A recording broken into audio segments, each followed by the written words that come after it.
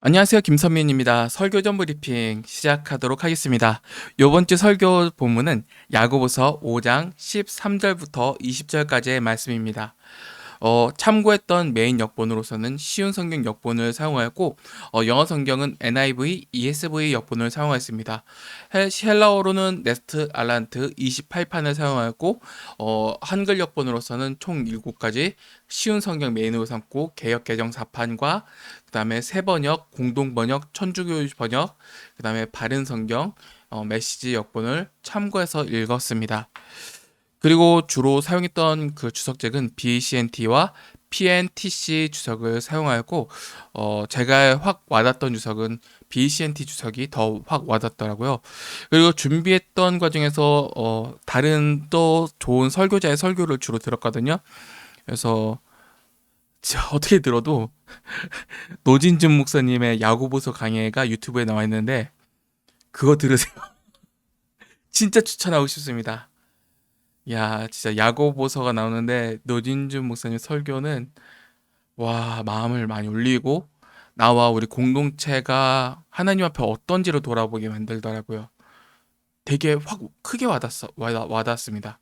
그래서 혹여나 출석하는 교회에서 진리를 제대로 전하지 않거나 아니면 대충 가리킨다, 매일 성경을 막 저거 물에 물 탄 듯 술에 술 탄 듯 기복주의적이나 이상한 해괴한 설교를 한다. 그러면 엔간에서는 노진준 목사님의 그 야고보서 강해를 유튜브에서 찾아서 쉽게 들을 수 있으니까 한번 들어보시면 와, 진짜 대박이구나라는 생각이 들 거라고 생각됩니다. 오늘 그 본문을 준비하면서 좀 전체적으로 어렵진 않았어요. 전체적으로 어렵진 않았고 오히려 되게 마음을 크게 빡 찢어내더라고요. 이는 바로 오늘의 제목인 믿음의 공동체에서 나올 수 있어요. 왜 그럴까요? 왜 마음을 찢었다라고 했을까요? 현실의 교회를 보면 이 공동체성이라는 것이 많이 사라졌습니다. 많이 뭉개졌습니다. 많이 깨어졌습니다. 교회 출석하는 이들을 보십시오. 교회와 내가 분리되는 해괴한 일을 경험하게 됩니다. 교회가 어떤 일을 하면 그냥 에이 그러려니 아니면 짧게 참석하거나 대충 나는 그래 신앙인이다 나는 좋은 신앙인이다 아니면 설교만 대충 듣고 나오거나 하는 일들을 쉽게 볼 수 있죠. 또한 교회를 섬기는 이들이 대체 누구들이 있죠? 누가 있죠? 어떤 교회의 어떤 여러 모양이나 어떤 꾸밈으로 섬기는 것 이상으로 사람을 섬기는 이들에 대해서 묻고 있는 것입니다. 교회를 한번 돌아보십시오. 목회자 한 명밖에 없습니다. 목회자 한 명밖에 없습니다.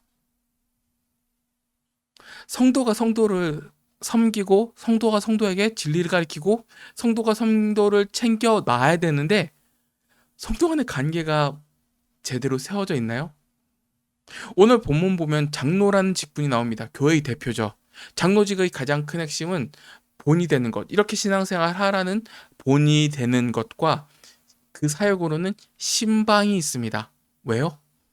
신방을 가야 성도들 상황을 알고 성도들에 대해서 무엇을 기도해야 될 줄 알잖아요. 왜 목회자만 알고 있어야 되나요?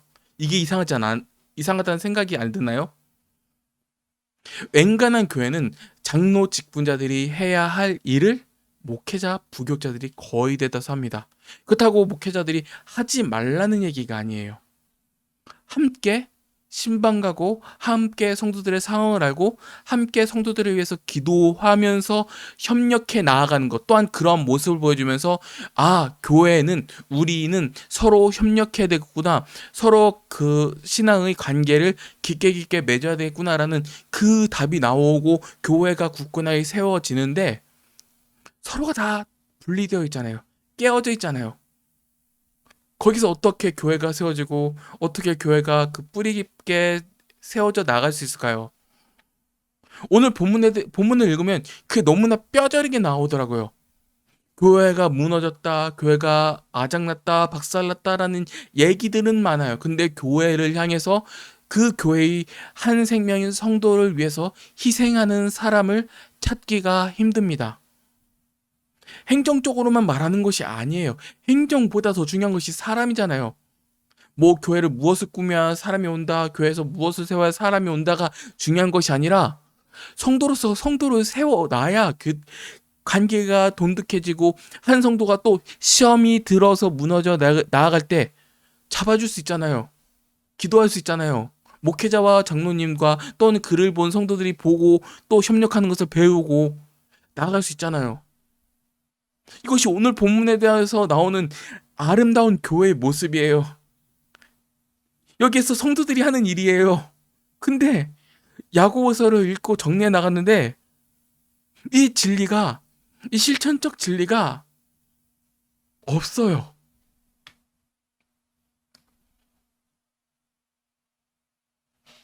사랑이 없는 교회라고 얘기하죠. 없어요. 시체처럼, 시체 같은 말씀 같아요. 둥둥 떠가는 것. 이 본문을 뭐 루터는 뭐 야고보서를 읽으면서 지푸라기 서신서라고 얘기하는데 그건 아니고요. 본문을 읽으면 읽을수록 예수님께서 이렇게 하셨다라는 게 보여요. 예수님께서 우리를 이렇게 섬기셨다라는 게 오늘 본문에서 드러나요. 성도들 하나하나 생각하시고 챙겨주시고 관계를 맺어가시고 기도해주시고 품어주시는 그 예수 그리스도가 교회라는 그 이름으로 드러나 버려요. 교회의 가장 큰 핵심은 살아있는 예수 그리스도를 우리 안에서 경험하고 또 우리 안에서 경험한 예수 그리스도가 세상 속에서 경험케 되는 건데, 이 우리는 교회 안에 있을지라도 이 예수 그리스도를 경험하기 어려워요. 옛날 한 10년 전만 해도 교회는 사랑이 많습니다. 하나님은 사랑이십니다. 사랑 사랑 사랑 얘기했는데 요즘은 안 걸려있죠. 그냥 끊어져 있어요. 다 끊어져 있어요. 관계도 다 끊어졌고 성도들이 예배 띵 까고 어디 놀러가도 뭐 거기서 뭐 답이 나오지도 않고 그냥 이러한 상태의 모습을 우리는 너무나 쉽게 봅니다. 근데 야고보는 그렇게 무너지고 시험 들어있던 교회를 향해서 예수님께서 나를 향해서 이렇게 행하셨다라는 것을 보여주면서 우리도 그렇게 행할 것을 명령하죠. 왜요? 예수님께서 그렇게 행하셨잖아요. 그것이 가장 큰 핵심입니다. 한번 오늘 본문을 쭉 읽어보세요. 이대로 실천되면 교회가 망가질래야 망가질 수가 없어요. 고난 가운데 당한 사람이 있다면 기도하십시오. 즐거운 사람들이 있다면 찬송하십시오. 내가 아니라 저기 저 성도들이 그런 상황이 있으면 그에 따라서 내가 교회 성도들이 반응하는 거예요. 병든 자가 있습니까? 교회 장로들을 불러서 주의 이름으로 그에게 기름을 바르며 그를 위해서 기도하십시오. 뭐예요? 교회 장로라는 것이 교회의 대표라는 거예요. 교회의 대표가 뭐예요? 교회가 그렇게 엎드려 기도하고 있다라는 것을 이 안에서 표징적으로 보여줘요. 병든 자가 있는 줄 알잖아요. 근데 현실의 교회는 어때요? 병든 자가 있는 줄 몰라요. 아파 있는 자가 있는지도 몰라요. 그걸 죄다 목회자에게 몰빵하고 목회자 혼자 다 하라고 얘기를 해요. 그게 교회입니까?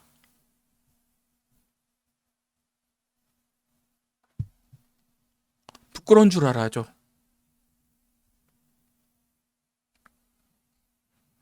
그래서 오늘 정리를 이렇게 해놨습니다. 이렇게 쭉쭉쭉쭉쭉 해놨는데 너무나 속을 찢게 만들더라고요. 이대로 실행한다는 것, 우리가 오늘 본문에 대해서 좀 약간 깊게는 아직 안 하는데 이대로 실행해 나아간다는 것은 실행하는 당사자도 나를 구원하신, 나를 사랑하신 예수 그리스도를 경험해 나가면서 예수 그리스도를 그 안에서 더욱더 경험해요. 그리스도께서 나를 이렇게 사랑하셨다, 나를 이렇게 품으셨다라는 것을 그 현실에서 라이브로 경험해요. 그리고 이 경험하는 자와 동시에 받는 자도 경험을 해요. 살아계신 그리스도를 그 교회 공동체 안에서 경험을 해요. 나와 지금 동행하고 있다라는 것을 그 안에서 경험해 나아가요. 죽어있는 예수 그리스도가 아니라 살아있는 예수 그리스도를 그 안에서 경험해 나아간다는 것이죠.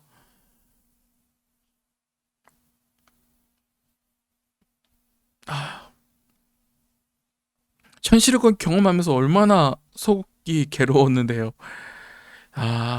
진짜 주님 하면서. 그리고 이것을 알았다면 기도하고 또한 나 또한 어떻게 하면 저 성도들을 위해서 희생할까라는 고민을 해야죠. 왜냐하면 내게서 있는 가장 큰 귀한 가치는 예수 그리스도의 희생 외에 또 무엇이 있겠어요? 돈이나 뭐 어떤 세상이 주는 쾌락?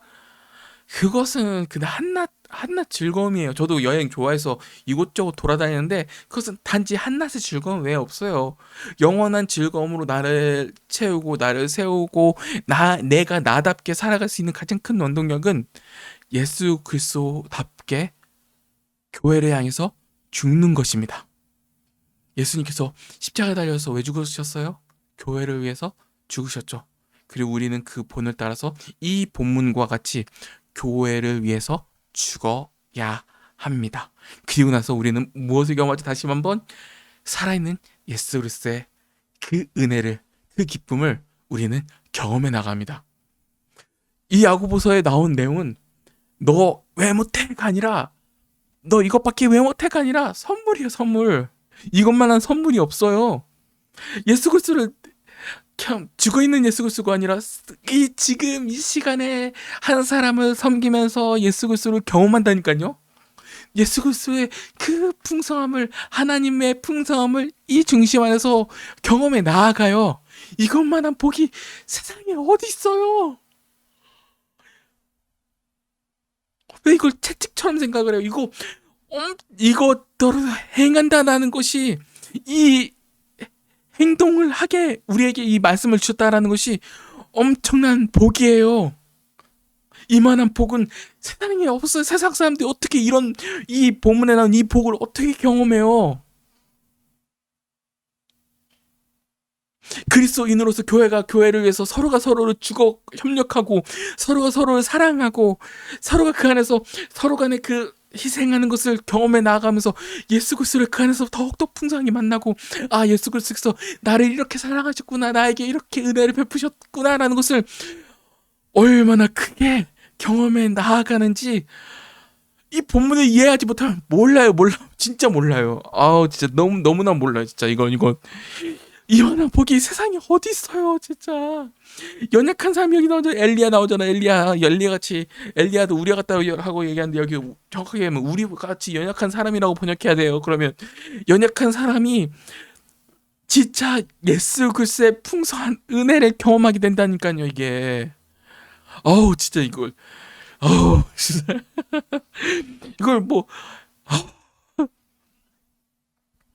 이걸 뭐 말로 할 수도 없고 뭐 어떻게 할 수도 없고 진짜 진짜 진짜.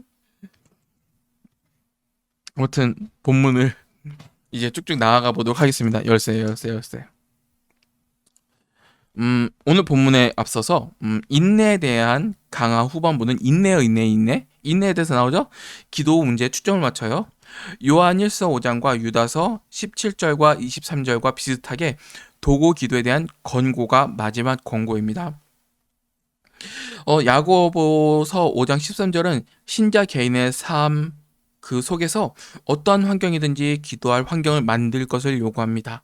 그리고 5장 14절과 16절에서는 특별히 병, 죄와 관련된 도고 기도에 초점을 맞춥니다. 그리고 5장 17절과 18절에서 나오는 엘리야의 예는 신자에게 기도의 효과뿐만 아니라 하나님 자신의 백성의 기도에 응답하심으로 의도하신 일을 이루신다라는 것을 보여줍니다. 이것이 큰 틀입니다. 이제 본문을 한번 떠들어 보도록 하겠습니다. 진짜 후에 더 하고 싶은 건 후반에 다 있어요. 자, 여기 정리해 놓은 게 있어서 일일이 다 쳤죠, 이건. 하여튼 설명해 드리도록 하겠습니다. 개인적으로 하다 보니까 오타가 좀 있긴 한데, 먼저 13절부터 14절까지의 본문에 대해서 한번 설명해 보도록 하겠습니다. 기도하라는 권고는 여기 나오죠. 기도하라고 하시죠. 되게 기름 부음으로 기도하십시오 라고 하는데, 기도하라는 권고는 신약 성경의 특징 중에서 하나입니다. 그러나 야고보의 권기는 길이면에서 주목할 만합니다. 모든 환경 속에서 기도가 중요하다는 것 외에 도구 기도의 중요성과 도구 기도를 자발적으로 요청하는 것, 기도의 능력, 특히 죄와 연관된 기도의 효험, 도구 기도에서 서로의 죄를 고백하라는 요구, 심지어 신자의 기도와 다가오는 종말론적 심판의 함축적 관계가 단락 안에 포함되었습니다. 여기서 더 깊게 나가면 13절을 보면 어떠한 환경 속에서든 기도하라는 권고로 시작됩니다. 그리고 14절에서는 특별히 육체의 질병과 도구 기도의 용서, 고백 관계의 문제를 꺼냅니다. 먼저 13절과 14절을 보면 되게 재밌게 시작해요. 뭐 본문 보면 여러분 가운데 고난 당하는 사람이 있다면 기도하십시오라고 얘기하는데 그것을 정확한 헬라어 원문을 보면 질문으로부터 시작해요. 뭐냐? 고난 카코파테스티스 라고 하겠는데 누가 고통을 당하느냐? 너희 가운데 기도하라. 즐거운 사람 여기 있잖아요. 누가 즐거워하느냐? 유셴메이티스 라고 얘기를 해요. 그러면 찬송하라. 누가 병약하냐? 병든 자가 있습니까? 여긴 질문을 잘 해놨네. 아스테네이티스 뭐뭐 하느냐? 라고 얘기하는데 교회의 장로들을 불러 주님의 이름으로 그에게 기름을 바르며 그를 위해서 기도하게 하십시오 라고 얘기합니다. 뭐예요? 질문이죠. 뭐예요? 주변 성도들을 살피는 거예요. 주변 성도들 무관심하고 저기 사람이 지나가네. 나 저들과 상관없어. 난 그냥 설교만 됐다 들어오고 하나님 저 예배 잘 드렸습니다 라고 얘기하는 것이 아니라 성도로서 저기 성도가 너무 힘든 것 같아. 그러면 주님 저 성도들을 도와주십시오. 저기 성도가 막 기뻐해. 그럼 나도 어때요? 오예 하면서 기뻐 찬송 부르리라 라고 얘기 나와요.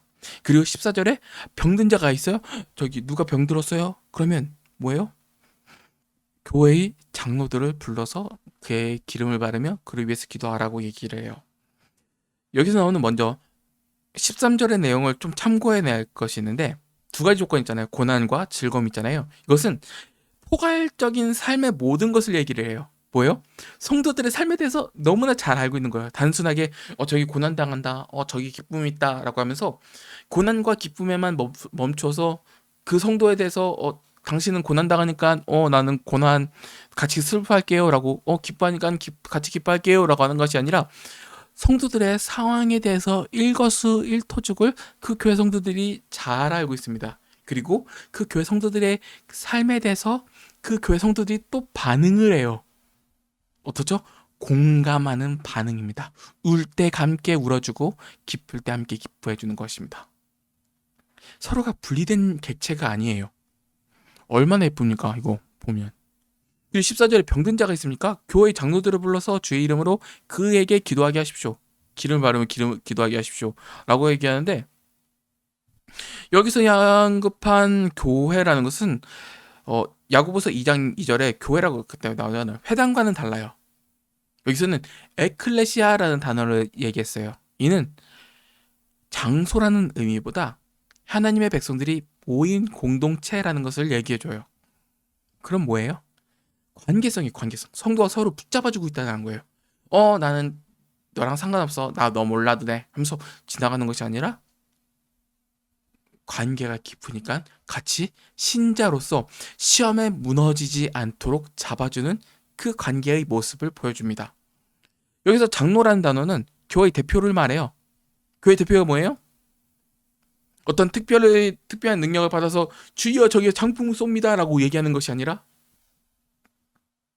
우리 교회는 예수 그리스도는 한 성도에 대해서 이렇게 사랑하십니다 라는 것을 보여주는 본을 보입니다. 이는 믿음 공동체의 성질, 믿음 공동체와 그 성도들 간의 밀접한 관계를 말해줍니다. 그리고 이러한 결과는 15절에서 나오죠. 공동의 기도와 재고백과 공동체의 건강을 낳게 하는 용서의 필요성의 원리를 깨닫게 만들죠. 이렇게 성도가 성도를 사랑해 나갈 때 진리 안에서 예수 그리스도의 삶을 서로가 서로에게 보일 때 뭐예요? 서로의 상처를 낫게 하십니다. 치료하게 됩니다. 죄를 짓게 되시더라도 용서해 주십니다.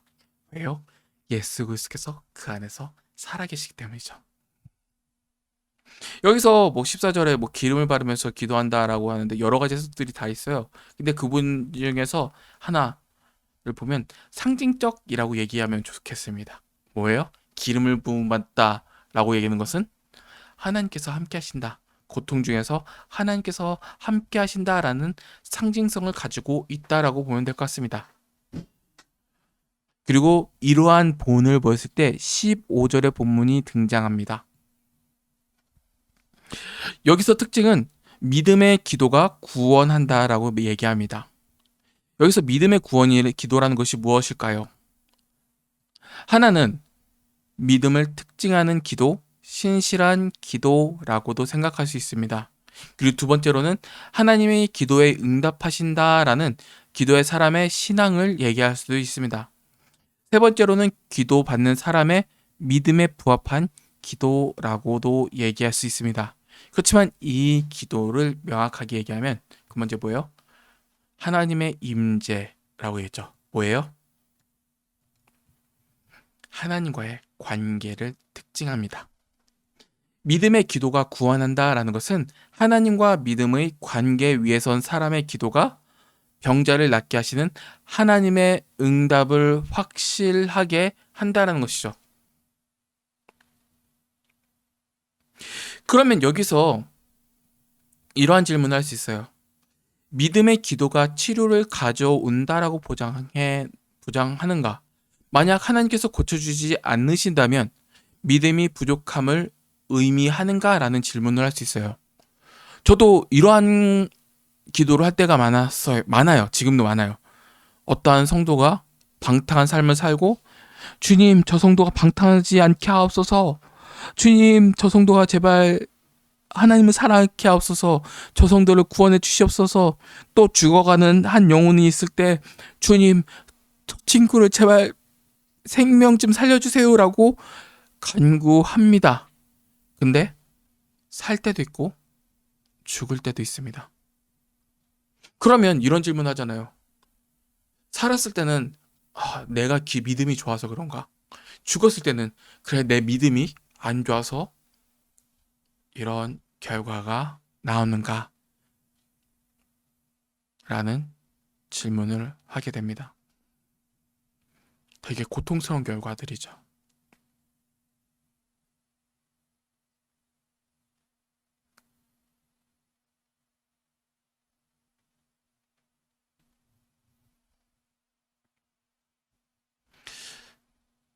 이 병과 구원의 관계에 대해서는 이렇게 생각하시면 좋겠어요.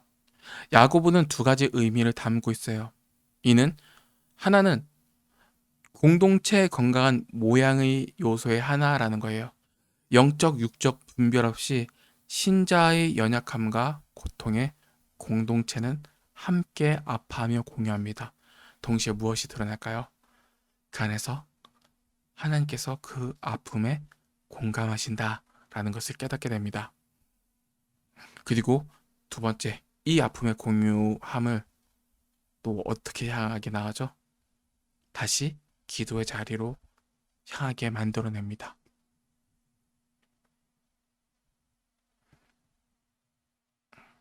참 생각할 게 많아요. 왜냐면 저도 어떠한 진짜 생명이 다다른 친구에 대해서 기도했을 때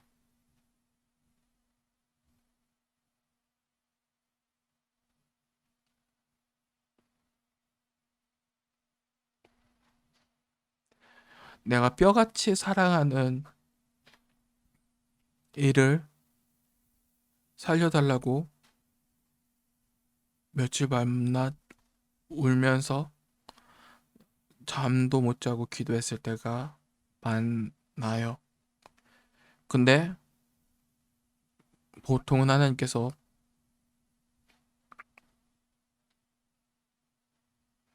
좀 망가지도록 내버려 두시더라고요. 너무나 원망 섞인 기도가 나와요. 하나님, 나 이 간구 저 사람 살리는 기도를 했는데 여기서 내 마음의 중심과 모든 것을 살펴봤을 때 하나님 뜻에 합당하지 않습니까? 선한 기도 아닙니까? 근데 왜 이렇게 하셨나요?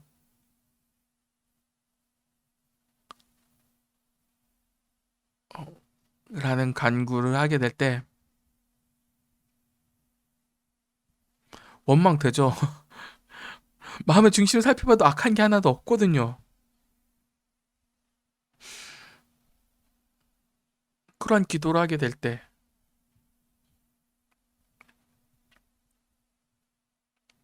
무엇을 겸하게 될까요? 지금 나와 같이 나를 위해서 기도하시는 지금도 중보자이신 예수 그리스도를 함께 그 마음의 고통을 공유하시고 공감하신 예수 그리스도를 경험하게 됩니다. 괴로운데 동시에 은혜가 되더라고요.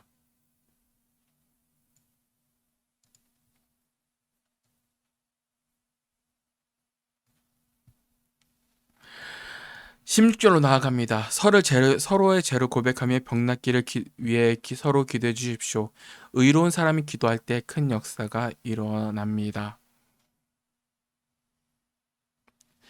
이는 죄를 묻는 고백 이상의 의미를 갖고 있습니다. 무엇일까요? 교회인의 관계 회복, 화해하라는 겁니다. 공동의 고백과 서로를 위해서 기도한다는 것은 교회의 상처를 치료해 냅니다. 16절 후반절에 아주 중요한 경고가 또 하나죠. 드러나죠. 의로운 사람이 기도할 때 큰 역사가 일어난다. 그 역사 중에서 가장 중요한 것은 무엇일까요? 죄의 고백과 기도는 공동체의 회복을 가져온다.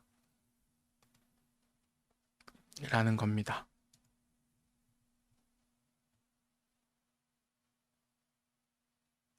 현실의 교회는 많이 무너졌어요. 많이 뭉개지고 또 어디저지 막 싸우고 분쟁 나고 깨어지고 울고불고 난리 나고 또 아유 교회 대충대충 나오는 분들은 그냥 저들만의 이야기지 하면서 그리스도의 몸과 자신을 분리해내는 그러한 악한 생각도 수없이 봐요. 그 가운데 무엇이 우리에게 소망일까요? 한 성도에게 나아가서 죄송합니다. 그리스도의 몸인 당신을 아프게 했습니다. 죄송합니다. 그리고 공동체의 리더들은 무엇을 해야 될까요? 여기 나오죠.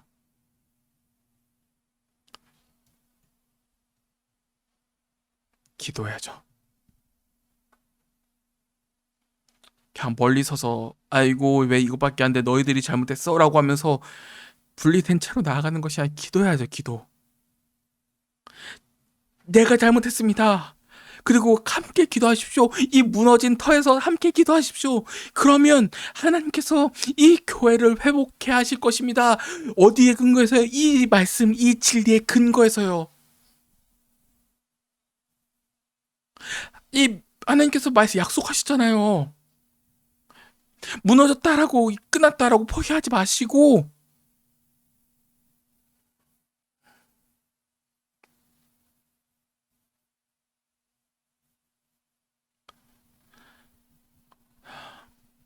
살아야죠. 저도 현실의 교회를 보면 죽었다라는 얘기가 나와요. 근데도 내가 가진 소망은 진리예요, 진리.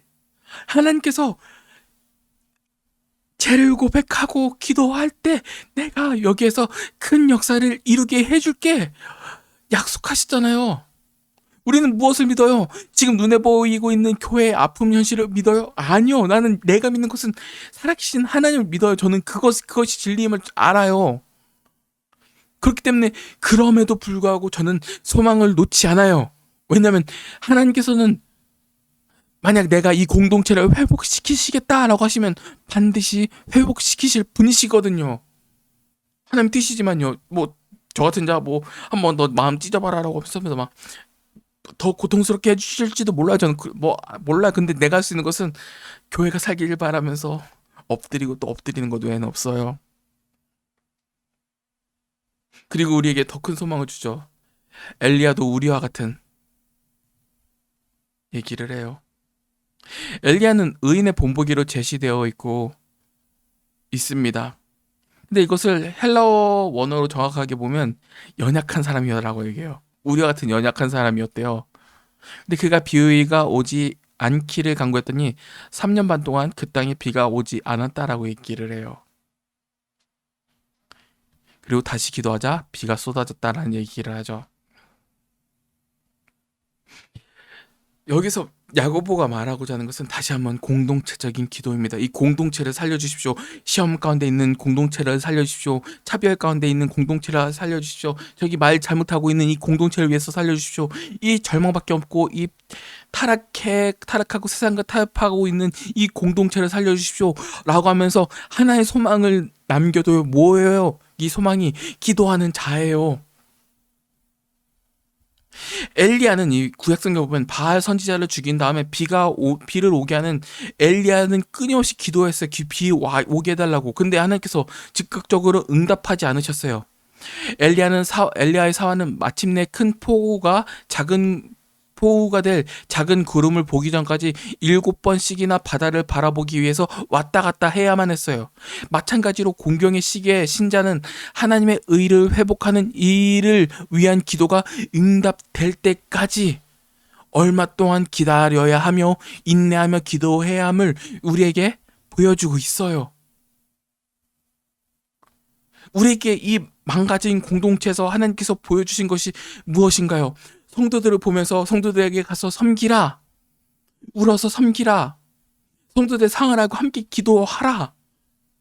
그리고 서로 관계가 회복되도록 서로 고백하고 기도하라. 그리고 결과적으로 무엇이 나와요? 기도할 때 큰 역사가 일어날 것입니다. 야구 얘기를 해요. 여기서 너무나 간절한 고백이 있어요. 그가 간절히 기도한 즉 개역개정에서 나오는 이 팔라오는 프로시에 위사토로서 그가 늘 기도하여 기도했다라고 얘기를 해요. 끝까지 기다린 거죠. 끝까지 참아내면서 아픔을 찢으며 엎드려 기도해낸 모습들이죠. 그리고 그 기도하는 그 자리에서 무엇이 드러난다고요? 하나님의 자비가 드러난다라는 거예요. 이는 모든 경고와 재앙들이 하나님의 용서와 복음 안에서 덮여짐을 얘기를 하는 거예요. 지금 교회의 현실 재앙들이잖아요. 재앙들. 다음 세대 없잖아요. 답이 없어 보이잖아요. 근데 여기서 무엇이 나와요? 하나님의 그 용서가 나오잖아요.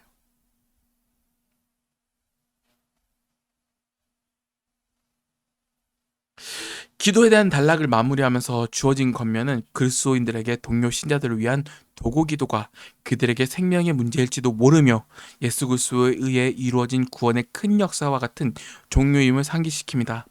기도로 모든 것을 하나님께로 가져갈 뿐만 아니라 허다한 죄를 덮고 영원한 사망으로 영혼을 구원하시는 하나님의 사역에 동참하게 됩니다.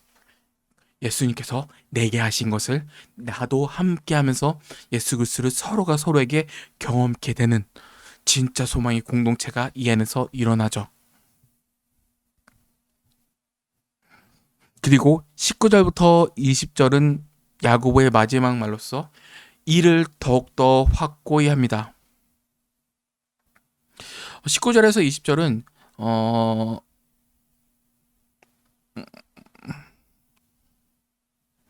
19절에서 20절에서 야고보는 독자들과 실제의 관계를 마지막으로 한 번 더 상기시킵니다. 뭐예요? 형제 여러분. 관계성을 이야기하는 거예요. 성도와 성도의 관계성. 그리고 야고보는 그들의 동료 신자이며 하나님의 가족 안에서 형제자매이고 야고보와 함께 그들 모두가 하나님의 가족 안에 다 있다라고 얘기를 하죠. 이것을 발판으로 이 본문이 이어져 나갑니다. 19절에서 20절 보면 야고보가 두 번 쓰고 있는 돌아서게 하다라고 하는 해당하는 동사 에피스트레포는 대개 히브리어 슈브로 번역한 것입니다. 이는 죄에서 돌아와 하나님께로 가는 것, 회개하다를 나타내기 위해서 사용됩니다. 사람들에게 회개하고 하나님의 나라의 복음을 믿으라고 촉구함으로 사역을 시작한 예수 그리스도의 가르침을 다시 한번 시작합니다. 회개하라, 천국이 가까이 왔느니라.